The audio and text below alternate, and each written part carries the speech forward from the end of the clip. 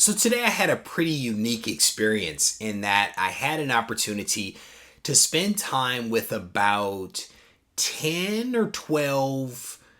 There may have been like 20. They were moving so fast that it was hard to really identify them. But I spent some time with some kids, some kindergartners today at my wife's school. And I had an opportunity to read some books to them and also show them some comics. If you want to hear the details, stay tuned for the video. Reggie here, your friendly neighborhood bodybuilder and comic book collector, and I want to welcome you to another one of my videos. So in this video, I want to recap for you guys some epiphanies that I had today and also what occurred today when I went to my wife's school. So my wife sent me a message about a week ago, and she's like, hey, do you think you might be able to come to the school to read a story to the kids for Black History Month? And I'm like, yeah. At the time, it seemed like a really good idea. Right up until yesterday when she was like, hey, so you're still coming tomorrow? And I had to realize that this was a pretty rough week for me at work. And my schedule wasn't exactly clear, but I made magic happen. I cleared the schedule. I showed up early because I like to be on time, and they were out on the playground. The kids that I was going to be reading to were out on the playground along with my wife and the regular teacher, and it was chaos.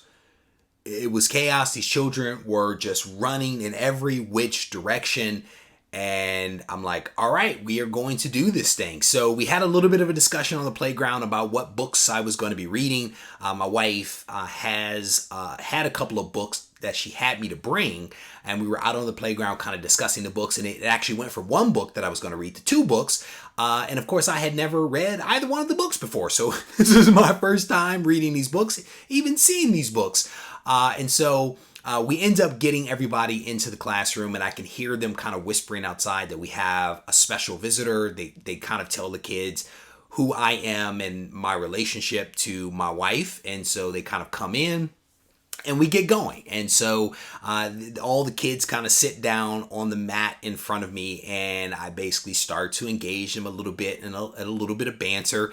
And then we start to read one of the books. And I can't remember the name of the book, but it was about skin. It was about the differences in skin color, but we all have the same skin that essentially protects us. But skin, that is, comes in all different kinds of shapes and sizes. And so it was a pretty cool book because it was definitely an interracial type of classroom setting. So it was pretty cool.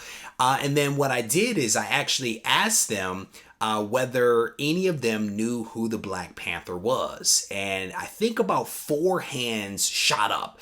At the same time, they answered verbally that they knew who the Black Panther was.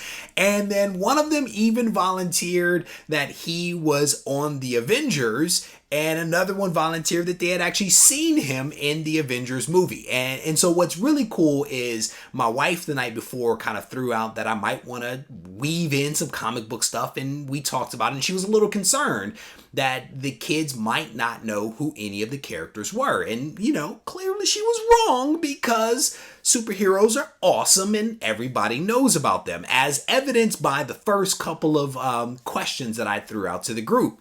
And so they knew who the Black Panther was. And so I actually pulled out this book right here. And this is just a regular Black Panther number 26. Nothing special. I actually passed it out to the kids and allowed them to check it out. And they kind of passed it around. And then they started asking questions as to who the characters were. So I started to explain who the characters were. And it was pretty cool. And what was awesome is that I want to say at least 4 of the kids actually had on superhero paraphernalia. There were a couple of shirts and I think like a pair of socks. And so it was really cool that what I was actually talking about in terms of comics, they recognized it. And that was a really cool thing. And so what we then did is I read another book. I read the second book that my wife and the regular teacher asked me to read. And then I showed them some additional books. And so it was earlier in the day while we were on the playground that I kind of realized that that comics aren't necessarily for children. Like, there's a lot of, belief that comics are for kids, and I just have never truly believed that. Because when I showed my wife and the regular teacher this book on the playground, they immediately gasped. They gasped at the firearms that were in the hands of Lobo right here. So you guys probably recognize this book. This is Lobo #1. Pretty awesome book that I actually recently talked about on the Go Collect Speculation video. But this is a really cool book. It's origin, first appearance of Lobo, first African-American character to headline on his own issue. I absolutely love this book. But what we had to do was we actually had to put tape. We put tape on the plastic, the poly bag that the book is in to basically hide the firearm. And it's actually a legit thing. And so I actually showed the kids not just one Lobo, but I also showed them a second one. And this one had a lot more action on it. There's like an axe and a pickaxe.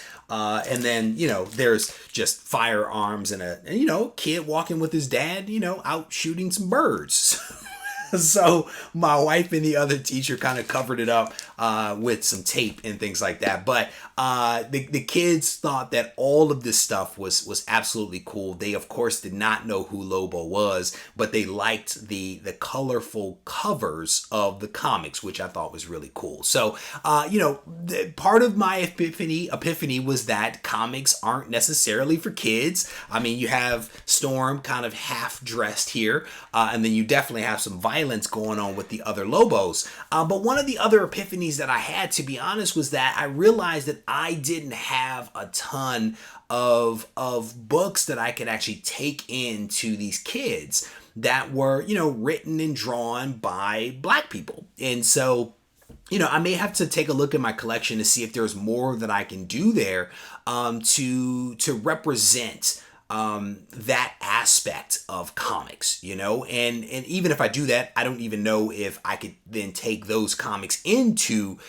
this situation next year, because the depictions of some characters back then isn't necessarily what you want to show to a child in this day and age. And so it's just something, again, these are just epiphanies that I had over the course of the day of doing what I thought was a really, really cool activity, which was talking to kids. Unfortunately, both of my children are too young to have been in the class, but it was cool to kind of hang out with some other people's kids. And I think I may actually be able to, in this video, show you guys a couple of photos of me reading to kids. And we had to be careful because I don't think we wanted to show the kids' faces. So I think a lot of it will be like from behind the kids. But hopefully my wife captured a couple of photos that I can actually share with you guys. So again, I just wanted to kind of recap what my day today was like. I hope that you guys enjoyed this video. And if you did, I want to encourage you to leave a comment behind, hit the thumbs up. And if you need to reach out to me, feel free to do so on Instagram at Regie Collects, or you can send me an email to Reggie@regiecollects.com. Take care.